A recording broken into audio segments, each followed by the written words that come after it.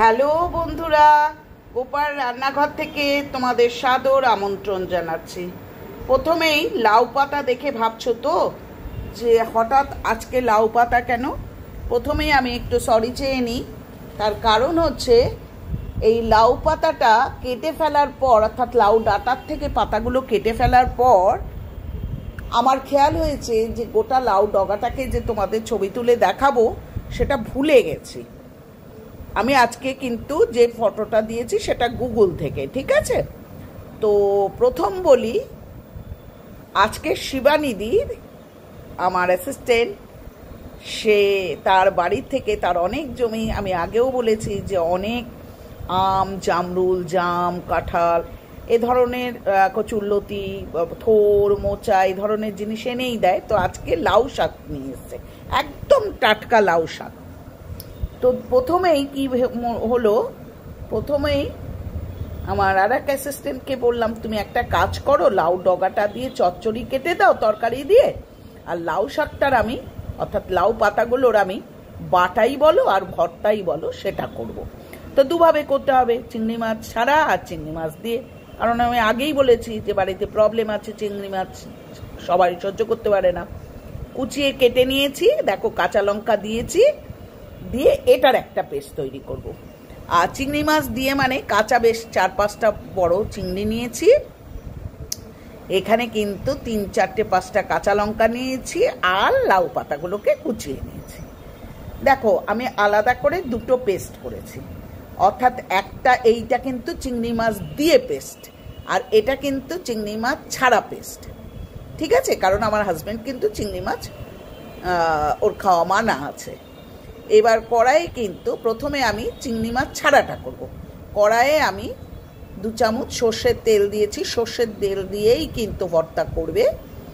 একটা শুকনো লঙ্কা দিয়েছি, কালো জিরে ফোড়ন দিয়েছি, আর রসুন কাঁচা লঙ্কার সাথে 2-3টে কাঁচা লঙ্কার সাথে থেতো করে যে কি বিউটিফুল গন্ধ লাগে তোমাদের কি বলবো। আমি জানি না সবাই পছন্দ করো কি না।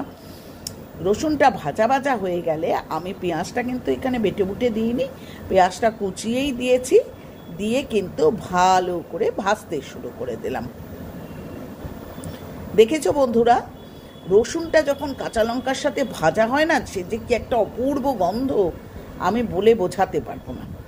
তো যাই হোক, পেঁয়াজটাও প্রায় লাল লাল মতো হয়ে গেছে। এইবার যেটা আমি চিংড়ি মাছ ছাড়া যেই পাতাটাকে আমি বেটেছিলাম, অর্থাৎ হাজব্যান্ডের উপযুক্ত, সেই বাটাটা কিন্তু দিয়ে দিচ্ছে। দেখেছো বন্ধুরা,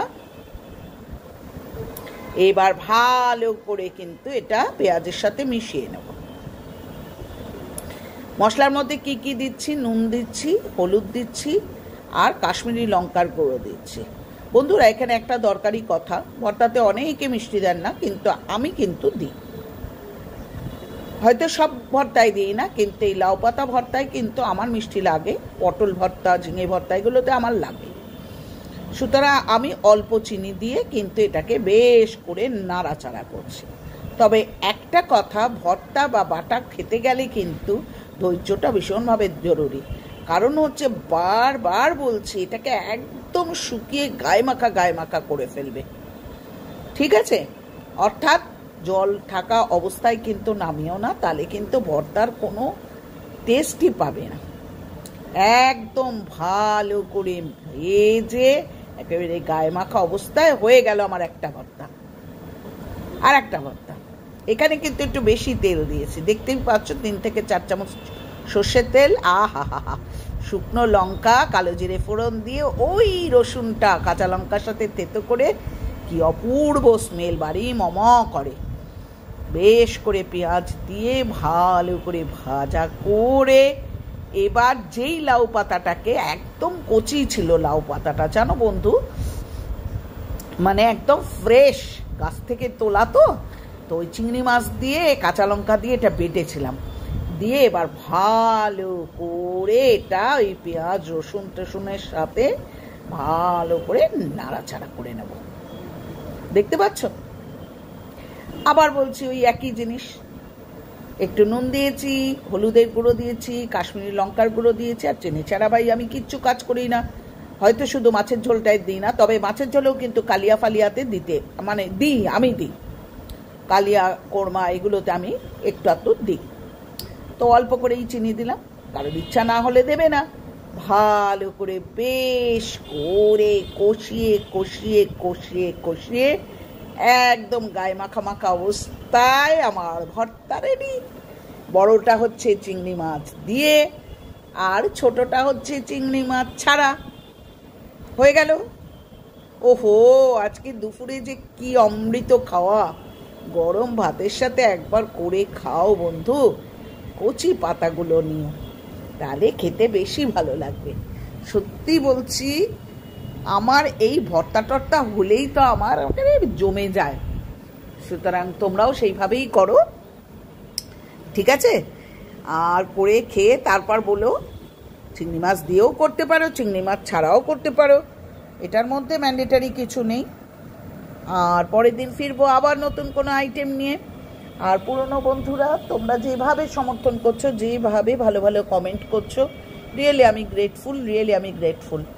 আমার ইউটিউব থেকে বড় পাওনা হচ্ছে এত ভালো ভালো বন্ধু পাওয়া। অনেক ভালো ভালো বন্ধু এত সুন্দর এত মজাদার কমেন্ট করো, রিয়েলি আমি। আর নতুন বন্ধুরা, চ্যানেলটা সাবস্ক্রাইব করো, লাইক করো, কমেন্ট করো, শেয়ার করো।